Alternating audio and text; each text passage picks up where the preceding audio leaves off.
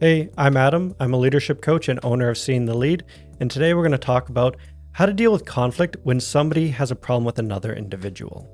One of the big issues that I noticed a lot of managers, leaders, and just individuals in their own life face is that they are fix-it people. They want to get in there and fix the problem no matter what it is. And this isn't what we want to do, especially when it comes to an individual coming to us with an issue. The reason for that is we don't know what the issue is about or what's actually going on. And as far as we know, we could be dragged into what is called the drama triangle. The drama triangle is a power game used by manipulators to essentially cause chaos and drama. In it, there are three roles. You have the rescuer, you have the victim, and then you have the abuser.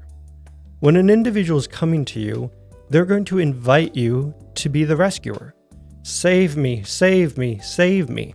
And they'll often portray themselves to be the victim.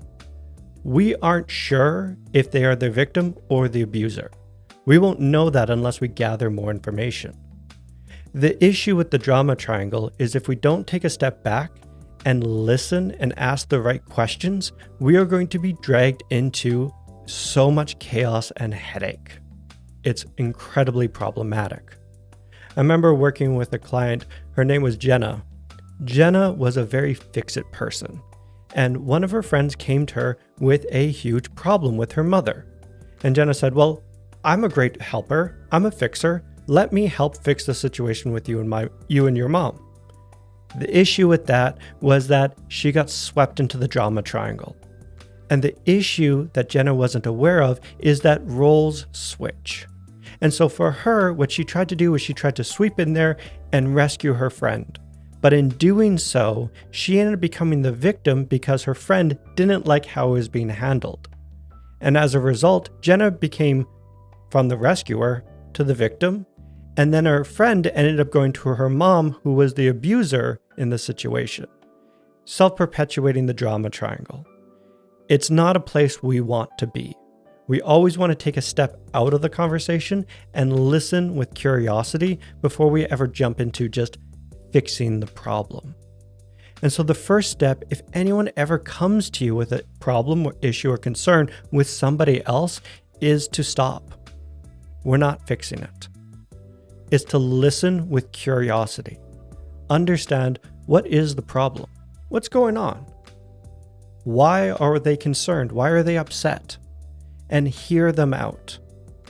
Once we listen from a place of curiosity to understand the problem, we're still not fixing it. Instead, we ask more questions. What do they want out of this? What is their ultimate goal with this problem? Do they just want to be left alone? Do they want this person to stop this attitude? Do they want to be moved to a different department? We don't know. But to ask, what is their goal and what do they want out of it? And then the third part is to ask, what have they been doing to remedy the conflict? Typically, I see in the workplace, individuals that they're not fixing their own problems. They're running to management first and asking management, fix my problems, save me, be the rescuer. That's not what we want. Instead, what we should be doing is encouraging the employee, encouraging the coworker or team member to fix their own problems first. How do we do that? We ask them, what have you done? If they've said nothing, then the next question is, what would it look like to talk with the individual? How do we talk with this individual in a calm manner? How do we address our needs with them and set appropriate boundaries? The issue many leaders have is this is a lot of work. And just jumping in and fixing the problem is very quick. It's easy. The problem with jumping in and just solving the problem is, one, it teaches the other individual, hey, don't solve your problems, just come to me. It tells them to be dependent on the individual. Two, it opens us up for manipulation. Again, we don't know where this other individual is coming from.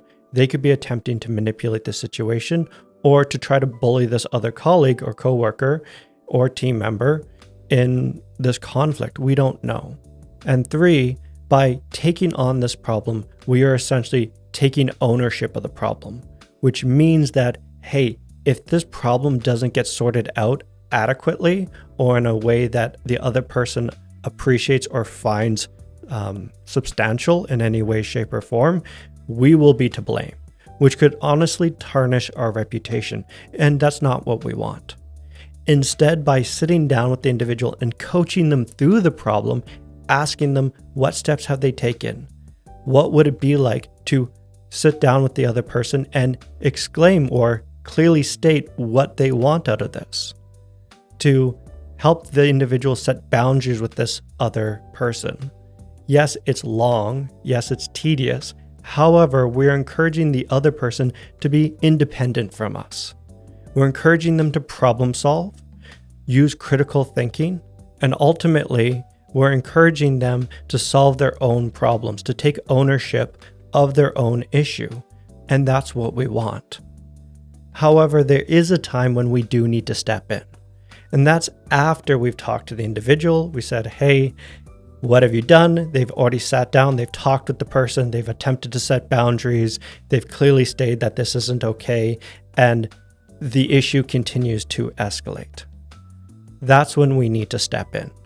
That's when we'll need to pull the other party down, listen to them, see what's going on, and then come to a resolution that is adequate for both sides, depending on the problem. If you found this video helpful, please give it a like and subscribe, and share it with an individual that could use it. Otherwise, I'll see you in the next video. Cheers.